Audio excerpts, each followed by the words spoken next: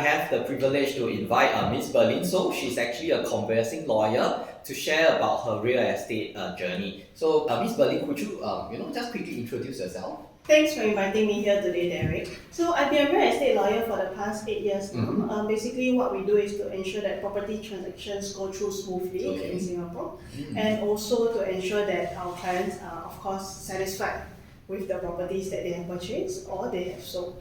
Thanks for sharing, Berlin. So just wanted to find out from you, right, what are some of the misconceptions people have about real estate lawyer? A lot of clients, they come to our firm and they will ask like, oh, actually, why do we need a lawyer if it's just signing of documents and collection of keys, or to provide the cashier's order to the sellers? So actually what people do not see is that there are a lot of things that we do on the background. Example, the first thing is that we investigate the title. We ensure that the property that the purchaser is purchasing is of good title. What this means is that there's no caveats on the property, if there's no encumbrances on the property as well. So apart from just checking on the property, we also do checks on the other party of the transaction. For instance, if the seller is a bankrupt, and if for the purchaser, I will need to flag this out to the purchaser to say, look, there may be an issue with the transaction, especially if the seller is a bankrupt. So apart from that, we also do legal requisitions. Legal requisitions means that we would write to BCA, LTA, URA, amongst others, to ensure that the property is in good order and that there's no issues maybe 5 years, 10 years down the road in a way that the government may want to acquire the property back to build roads, to build MRT lines, for instance. Well, sounds like there's a lot of things that real estate lawyer need to do, and if these are not done properly, right, you may get into issues with your transactions, especially for properties that you are staying in. So thanks for sharing, Berlin. Just wanted to ask also, right, what are some of the common issues or commonly asked questions that you have seen, right, in property transaction as a real estate lawyer?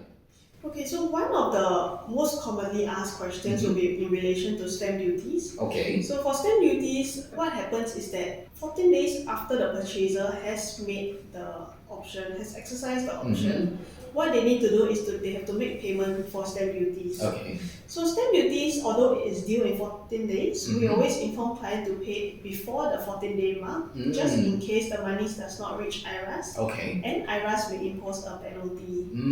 So apart from that, the second thing we also need to know that when paying stamp duties, whether we can use CPF monies or whether we have to pay cash. So this is dependent on the different type of properties. For instance, if you are purchasing a HDB property, you are allowed to use monies from your CPF to make payment for your stamp duties immediately. However, if you are purchasing a resale residential private property, you would first have to make cash payment for your stamp duty and later on claim it back from CPF. Sounds like it's a cash flow. If you are not aware of this, right, it will affect your cash flow tremendously. How about building under construction for new launches for private property? Building under construction, that is slightly different. So they are either paying CPF first, or they can pay cash first and then claim back from CPF later on during legal completion. Okay. So although both are private property, but one, because it's building under construction, there is you have the leeway of actually potentially using your CPF first. For the people out there, you have to take note of all this timing and to plan your cash flow accordingly. Right, so the next question I'd like to ask you is this, right, because recently there's a lot of news and people are talking about is the anti-money laundering cases out there. So how does a real estate lawyer deals with this, and how do you safeguard clients, right, in terms of dealing with these kind of issues? So AML is a very big thing now, especially in light of the recent cases in Singapore. So there are two parts to this AML check. The first part we do for our clients is called Know Your Clients. So even before we onboard a client, we make sure that the client is fit and proper. So what this means is that we check whether they have any criminal records, we check whether they are on any watch list, and we also check their source of funds, where their money is coming from, whether is it from a legitimate source or not. After checking our clients, the next thing we do is to check on the opposing purchaser or seller that our client will be interacting with. So same thing, we will also check whether they are on any watch list, whether they have any criminal records, etc. Right, the next question, right, is about another issue that we often see on the news as well, is about tenancy agreement. This differences between landlord and tenant, what are some of the commonly seen issues that you have faced as a real estate lawyer in terms of a tenancy agreement? I think one issue which I think almost every agent face will definitely be the fact that tenants are not making payment in time. So that is an issue. Most of the time we will assist clients in sending out letter of demands, money for payment, and tenants usually make payment thereafter. So there's another issue which is quite contested as well, which is the aircon situation. So nowadays, every property has an aircon, and landlords usually make sure that the tenants make regular maintenance of the aircon, usually every quarterly. And landlords will demand for the receipts to show that the aircon has been maintained every quarterly. Understand. So the problem arises when the tenant makes a complaint to the landlord saying that the aircon is not functioning properly, and the landlord will say, okay, if you have been maintaining it regularly, there shouldn't be such a problem. So the tenant will ask the landlord to please change the aircon or please do a more extensive servicing. And the landlord may come counter and say that, oh, but it is not my problem. Because if you have been doing the servicing properly, there shouldn't be any issues. So these sort of situations, it can be quite contested. And generally, we will always encourage clients to negotiate it and maybe come up with a resolution such as each party paying half of the aircon for the matter to be resolved. Right, thanks for sharing about the tenancy.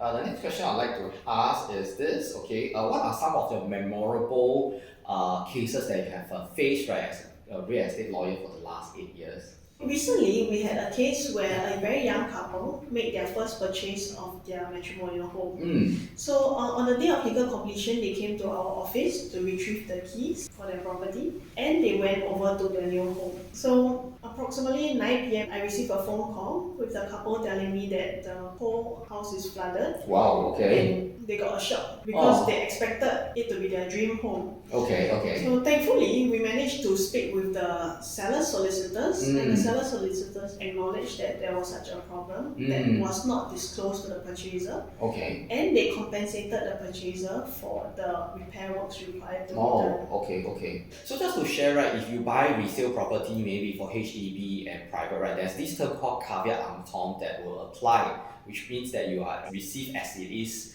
where it is. So just want to share, right, how do you balance this Caveat Emptor and like the case that you have highlighted earlier on where the whole house was flooded? Okay, so usually when people purchase a resale property, there is an expectation that they know what they are purchasing. So they are purchasing what they went to view previously. But the issue arises if the seller does not disclose all these issues to the purchaser. If the seller does not disclose pipe leakage, for example, to the purchaser has the right to say that, look, the property should be fit for purpose, and with a pipe leakage, it cannot be fit for purpose. Is there other cases that is memorable to you also as well in your 8 years as a real estate lawyer? So recently, I had another case where unfortunately the mom and the son was unable to get along. So both of them currently owners in the property. So what happened is that we had to represent the son to negotiate for his best interest to get the best deal out of the sale of his share of the property to the mom. So thankfully, with the cooperation of the mom's solicitors as well, we managed to negotiate a deal that both parties were happy with. And the son was able to remove his name from the property. And thankfully, he managed to find another property which suited his family as well. And things settled smoothly. Wow, sounds like there's a lot of things that a conveyancing lawyer need to do. You're a mediator, you're a counselor, especially I can totally imagine the distress the young couple will feel when they open their house and see that it's flooded. Alright, the next question, how do someone be a conveyancing lawyer? Do they need to go for additional courses, or anything? Very good question. Honestly, no additional certification is required apart from your practicing cert. So the normal route is that we do our law degree. Thereafter, we get called to the bar. And then we get to decide what we like to specialize. Alright. The very last question I have is this. So, what does Bayfront Law offers services besides conveyancing or real estate related matters? Bayfront is a full service law firm. Okay. So apart from real estate matters, we also handle things like divorces, probate matters, Okay. and also litigation and arbitration. So we also do corporate matters. Okay. Corporate matters, we do things like your normal day-to-day agreements, shareholders agreements, contracts. We also handle M&As, we handle family offices. So we do quite a range of corporate work. Wow, very extensive services indeed. Alright, so thank you Berlin for your time. For the other viewers, stay tuned for the next episode of Get Real Estate. Bye!